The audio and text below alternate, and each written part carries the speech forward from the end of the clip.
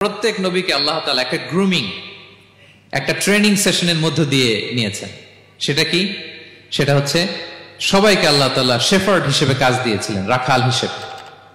পৃথিবীর সব নবীরা ছাগল চড়াতেন, সব, আদম আলাইহিস সালাম থেকে শুরু করে বিষ্ণু ইসা ইসলাম পর্যন্ত।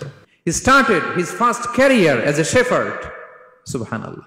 ওনার প্রথম ক্যারিয়ার উনি রাখাল হিসেবে শুরু করেছেন। রাখালরা যে কাজ করে, অর্থাৎ মরুভূমিতে ভেড়া, ছাগল, তারপর বকরি, দুম্বা, এই চড়ানোর কাজগুলো দিয়ে বিষ্ণু ইসা ইসলাম তার ক্যারিয়ার শুরু করেছেন এজ এ শেফার্ড। বিষ্ণু ইসা ইসলাম বলেন, সহিহ বুখারীর বর্ণনা, মা বাআসাল্লাহু নাবিয়্যান ইল্লা রাআল গানাম।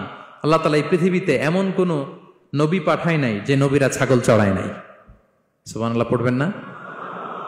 সাহাবারা বললেন, ওয়া আনতা ইয়া রাসূলুল্লাহ, হে আল্লাহর নবী, আপনিও ছাগল চড়িয়েছেন? বিষ্ণু ইসা ইসলাম বললেন, নাআম, আমিও ছাগল চড়িয়েছি। ওয়া কুনতু আরআহা আলা কারারিত লি আহলি মক্কা। আমি অল্প কিছু মজুরির বিনিময়ে, অল্প কিছু টাকার বিনিময়ে, সামান্য কিছু পারিশ্রমিকের বিনিময়ে মক্কার লোকদের ছাগল চড়িয়ে দিতাম। সুবহানাল্লাহ পড়েন। কেন সব নবীকে দিয়ে আল্লাহ ছাগল চড়ালেন? এই ট্রেনিং সেশন, গ্রুমিং সেশন কেন? কারণ ছাগলকে একসাথে বসানো কঠিন। ছাগল একটু কি বলে, একটু টেরা টাইপের প্রাণী, কথা শুনতে চায় না। ধরেন যে সারা সপ্তাহ আপনি খুব ব্যস্ত, একদিন সুযোগ পাইছেন সপ্তাহে যে আজকে আমি ফ্রি আছি, যাই পুকুরে যাই, আমিও গোসল করি, ছাগলটারও গোসল করাই। এটা ধরে যদি এখন পুকুরের দিকে টান দেন, কি করবে? পা দুইটা এমন শক্ত করে মাটিতে ধরে রাখবে, আপনি যত টানবেন ওর ঘাড়ের চামড়া ছিঁড়ে যাচ্ছে, তারপরেও আসে না। এরপর ছাগলগুলোর একসাথে রাখা কঠিন। একটা নেচে ওদিকে যায়, আরেকটা লাফ দেয় এদিকে, আরেকটা ওইদিকে। এদেরকে যদি কেউ একত্রিত করতে পারে, তাহলে এই জাতিকে, মানব জাতিকে একত্রিত করা তার জন্য একেবারে সহজ, পানি ভাত, ঠিক কিনা? এজন্য আল্লাহ এই মানব গোষ্ঠীর উপর লিডারশিপ কায়েমের আগে ছাগল চড়িয়েছেন।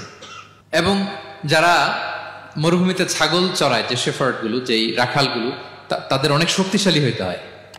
গায়ে শক্তি না থাকলে ছাগল চড়ানো যায় না, কিন্তু লাঠি নিয়ে হই হই করে পিছনে দৌড়াইতে হয়।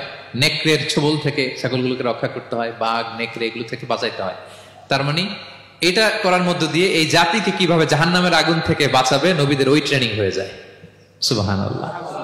ছাগল এদিক ওদিক দৌড়াতে থাকে, এদেরকে যেমনি একত্রিত করতে হবে, নবীদের কাজও হচ্ছে মানব গোষ্ঠীকে ইউনাইটেড করা, একত্রিত করা। এজন্য আল্লাহ তাআলা মা বাআসাল্লাহু নাবিয়্যান ইল্লা রাআল গানাম, এই পৃথিবীতে এমন কোন নবী পাঠান নাই যেই নবীকে দিয়ে আল্লাহ তাআলা ছাগল চড়ান নাই। সব নবীর মধ্যে এটা common. Be a part of our vision to listen and share the khair.